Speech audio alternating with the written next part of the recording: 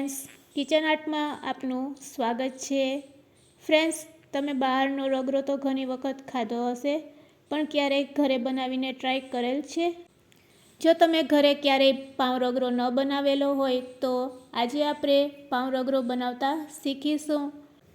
ચટપટા સ્વાદ સાથે આજે આપણે પાઉં રગરો બનાવતા શીખીશું। ખૂબ જ ઓછા સમયમાં આ પાઉં રગરો બનીને રેડી થાય છે। રેસીપી સારી લાગે તો લાઈક અને શેર જરૂરથી કરજો।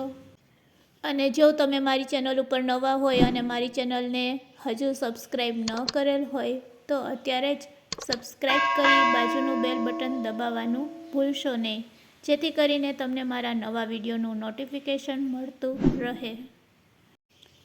ફ્રેન્ડ્સ, પાઉં રગરો બનાવવા માટે તેનું મેઇન ઇન્ગ્રીડિયન્ટ્સ હોય વટાણા। જનરલી આપણે સેજ પીળા રંગના વટાણા આવે છે તેનો ઉપયોગ કરવાનો હોય છે, પણ ઘરમાં જે અવેલેબલ હોય તે વટાણાનો પણ તમે અહીંયા ઉપયોગ કરી શકો છો। વટાણાને 5 કલાક અગાઉ પલાળી દેવાના। 5 કલાક પલળી જાય પછી તેને આપણે બાફી લેશું। તો વટાણા અને બટેટા બંનેને આપણે બાફી લેશું। તો એક મીડિયમ સાઇઝનું બટેટાને આ રીતે કટ કરી કુકરમાં એડ કરી અડધા ગ્લાસ જેટલું પાણી એડ કરી હવે તેમાં આપણે થોડુંક મીઠું એડ કરશું અને હળદર પણ એડ કરી દેશું અને પછી કુકરનું ઢાંકણું બંધ કરી તેને આપણે 2 થી 3 વિસલ વગાડી લેશું, એટલે વટાણા અને બટેટા બંને સરસ બફાઈ જશે। તો હવે એમાં આપણે હળદર એડ કરી દેશું અડધી ચમચી જેટલી અને તેને આ રીતે હલાવી લેશું અને પછી કુકરનું ઢાંકણું બંધ કરી દેશું।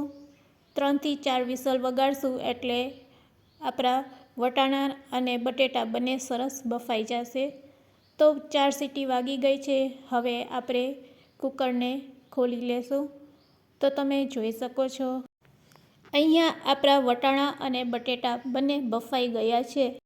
વટાણા સારી રીતે બફાઈ ગયા છે કે નહીં તેને આ રીતે તમે હાથેથી પ્રેસ કરશો એટલે તમને ખ્યાલ આવી જશે। હવે ગેસની ફ્લેમ ચાલુ કરી રગડો બનાવીશું। તો રગડો બનાવવા માટે ખૂબ જ ઓછા તેલની જરૂર પડે છે। તો કઢાઈમાં આપણે 1 મોટી ચમચી જેટલું તેલ લેશું। તેલ સરસ ગરમ થઈ જાય એટલે તેમાં 1 ચમચી જેટલું જીરું એડ કરશું। જીરું સરસ કકડી જાય એટલે હિંગ અને તીખું લીલું મરચું સમારેલું એડ કરશું અને પછી તેને તેલમાં આ રીતે મિક્સ કરી લેશું। હવે 1 નંગ ડુંગળી ચોપ કરેલી સમારેલી એડ કરી દેશું મીડિયમ સાઇઝની અને તેને પણ તેલ સાથે સાતરી લેશું। સહેજ સોફ્ટ થાય અને તેનો રંગ ચેન્જ થાય એટલે તેમાં આપણે ટમેટું એડ કરશું। તો 1 નંગ મીડિયમ સાઇઝનું ટમેટું સમારેલું એડ કરી દેશું અને આ સમયે આપણે ગેસની ફ્લેમ લો રાખવાની છે। લો ફ્લેમ ઉપર બંને વસ્તુને સારી રીતે આ રીતે સાતરી લેશું। ટમેટાં સહેજ સોફ્ટ થઈ જાય ત્યાં સુધી તેને આ રીતે હલાવતા મિક્સ કરીશું। હવે તેમાં આપણે સ્વાદ અનુસાર મીઠું એડ કરશું। તો મીઠું નાખતી વખતે ધ્યાન રાખવાનું કે આપણે બટેટા અને વટાણામાં પણ મીઠું નાખેલું છે, તો ગ્રેવીના માપ જેટલું જ આપણે મીઠું નાખશું અને અડધી ચમચી જેટલી હળદર નાખશું। બંને વસ્તુને સારી રીતે આ રીતે મિક્સ કરી લેશું। અત્યારે ફક્ત 2 જ મસાલા એડ કરવાના છે અને પછી તેને આ રીતે ઢાંકી દેશું। ગ્રેવીમાં મીઠું નાખેલ છે જેના લીધે ટમેટાં ઝડપથી સોફ્ટ થઈ જાય છે। તો બસ 2 સેકન્ડ માટે આ રીતે ઢાંકી અને પછી આપણે તેને ફરીથી ખોલી લેશું અને ચેક કરી લેશું ટમેટાં સરસ સોફ્ટ થઈ ગયા છે। હવે આ સ્ટેજ ઉપર આપણે આદુ લસણની પેસ્ટ નાખીશું 1 ચમચી જેટલી। આ સ્ટેજ ઉપર જો તમે આદુ લસણની પેસ્ટ નાખશો તો રગડામાં જે ફ્લેવર આવવી જોઈએ લસણની આદુની તે સરસ આવશે। હવે બસ વટાણા અને બટેટા બાફેલા છે તેને આપણે એડ કરી દેશું અને તેને સારી રીતે ગ્રેવી સાથે મિક્સ કરી લેશું। આ રીતે એકવાર મિક્સ કર્યા પછી ગેસની ફ્લેમ આપણે હાઈ કરી દેશું અને હાઈ ફ્લેમ ઉપર થોડીક વાર તેને બોઇલ થવા દેશું। સહેજ બોઇલ થાય એટલે તેમાં અડધી ચમચી લાલ મરચું પાવડર અને અડધી ચમચી ધાણા જીરું પાવડર એડ કરશું.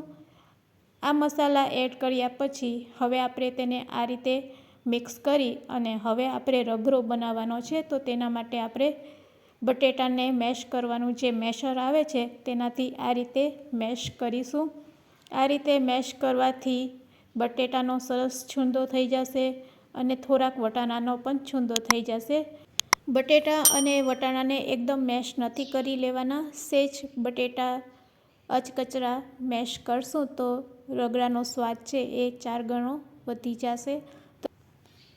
આ રીતે મેશ કર્યા પછી હવે તેમાં આપણે પાણી એડ કરવાના છે. તો ફ્રેન્ડ્સ, આ સ્ટેજ ઉપર તમે જો પાણી એડ કરશો તો રગડો પણ એકદમ ટેસ્ટી બનશે.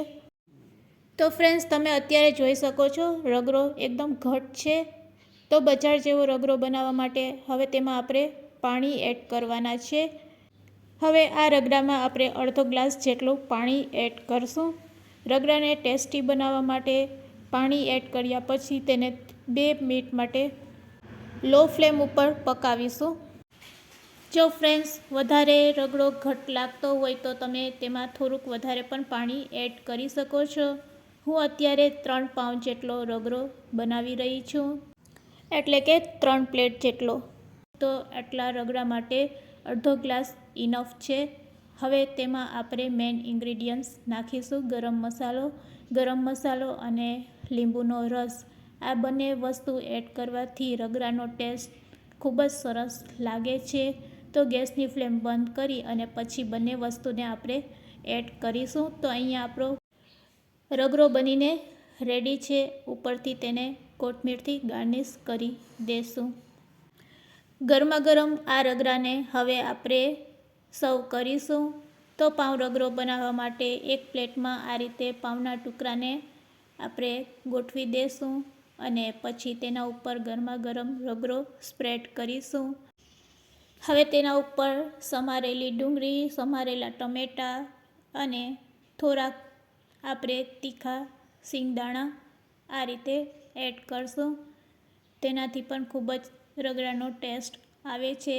થોડીક કોથમીર અને થોડીક સેવ ઉપરથી સ્પ્રેડ કરશું અને 2 ચટપટી ચટણી એડ કરશું. તો રગડાને ચટપટો બનાવવા માટે આપણે ખજૂર આંબલીની ચટણી અને સાથે તીખી ચટણી બંને આ રીતે એડ કરી દઈશું અને ઉપરથી થોડીક આપણે સેવને આ રીતે સ્પ્રેડ કરી દઈશું. તો ફ્રેન્ડ્સ, રેડી છે આપણો પાઉં રગડો. સર્વ કરવા માટે તેને ગરમા ગરમ આપણે સર્વ કરીશું.